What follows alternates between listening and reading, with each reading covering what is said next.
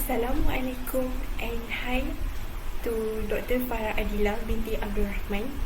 So today I will present about the chapter 5 question which is related to Tun Abdul Razak. Before I proceed to the question and answer, I would like to introduce myself. My name is Nur Aini binti Roslan and I am from class AM22838. Without further ado, let's begin. Before I proceed to explain the answer for this chapter 5, I would like to tell a little bit of the biography for Tun Abdul Razak. His full name is Tun Abdul Razak bin Hussein. He was born at Pulau Keladi, Pahang in the year of 1922 on 11 March. Before he became the second Prime Minister of Malaysia, he was the district officer in Bentong, Pahang. And then he became the second Prime Minister from the year 1970 until 1976. Later on, he was died on 14 January 1976 due to his disease, which is leukemia. Let's explain why he is about the short duration of becoming Prime Minister. He was also known as Father of Development. Now, we move on to the first question in this chapter, which is explain the bilateral relationship between Malaysia and other foreign countries during Tun Abdul Razak era. The answer for the first question is the rise of communism in Asia after World War II presented challenges for Asian countries that had just achieved independence. As we already know, Malaysia achieved independence in the year of 1957. And at the era of Premiership Tun Abdul Razak, Malaysia was considered as new in gaining independence. Malaysia's situation was very critical as it was facing a communist trade together with the emergence of the democracy-communism bloc ideological confrontation. The intervention of the United States in containing the rise of communism in Asia through the SEATO, which is stand for the Southeast Asia Treaty Organization, in 1954, and the containment theory helped to control peace and stability in Malaysia and the possibility of trade from foreign powers.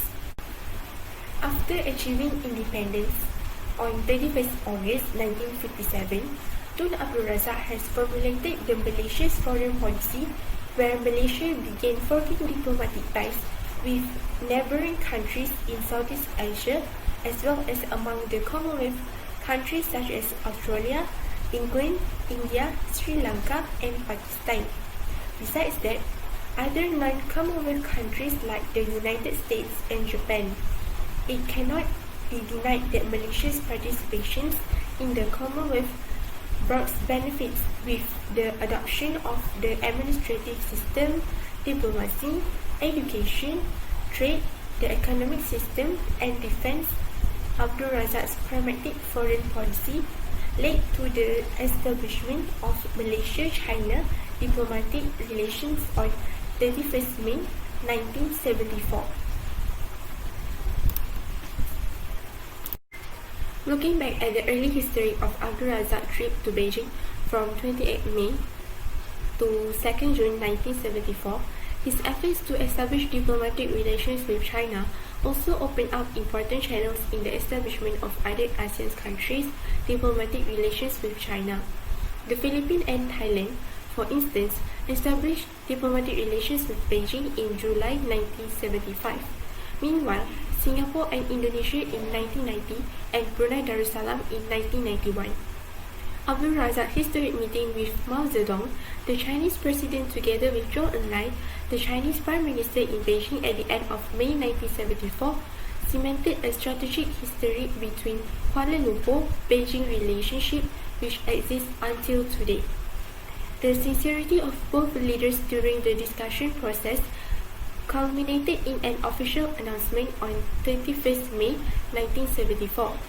With this bilateral agreement, It marked the end of an episode in Malaysian foreign policy that was colored by anti-communist orientation, anti-China, and favoring the West.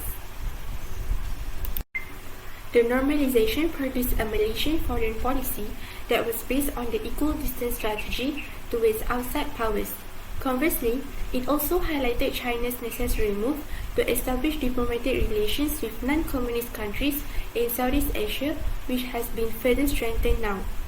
Although the uncertainty of the ideological conflict shadowed the global situation, Malaysia was confronted with the challenge of developing its economy.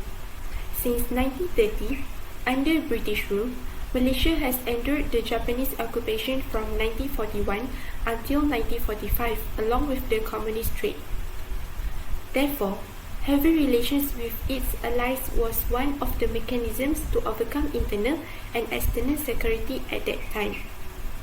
The Malaysian model, while expanding its economic sector, tried to contain communism as the key factors that influenced the poorer classes to become drawn to the communist ideology that fought for equal rights, poverty, and backwardness were established. Economic growth has thus become a panacea for the opening up of free markets and freedom in the fight against communist ideals. The second question in Chapter 5 is describe Red Book and Green Book program. Next, I will continue to explain the answer for the question 2. The first one is for the Red Book program. The Red Book was a very effective project monitoring system, allowing lower level officials to pass information up to chain of command. Tun Abdul Razak oversaw the implementation of projects very closely, making numerous visits to the districts and setting up operation centers to further monitor the projects. Each districts were given a 2x3 Red Book to collect feedback and suggestions from the grassroots and to monitor the implementation of various development projects in each of Malaya's 70 districts, which contain requests for infrastructure and facilities by the people. These proposals were then edited by each state's Rural Development Committee. From state level, the proposals were then escalated up to ministry level for inclusion into Malaya's second 5-year plan. This Red Book program was a very good initiative since it is easier for the lower level to communicate with the higher level in terms of any dissatisfaction or any suggestion to improve their district or state. Green Book program was launched by Tun Abdul Razak in the year of 1974. It was one of the positive steps to help the public overcome problems caused by inflation. The main objective of this program was to increase the production of food by encouraging people to plant and grow their own food crops. In view of the current rise in prices of food, the Secretary General of the Federation of Malaysia Consumer Association, or also known as FOMCA, which is Muhammad Syahni Abdullah, has proposed that this program be revived to encourage the public to carry out backyard farming, hydroponics planting, and also organic farming. The Green Book had a dual aim of aiding those in rural environments who had been affected by the depression of rubber prices and also inflation, as well as lessening the country's dependence on international commodity markets. So, that's all from me. Thank you.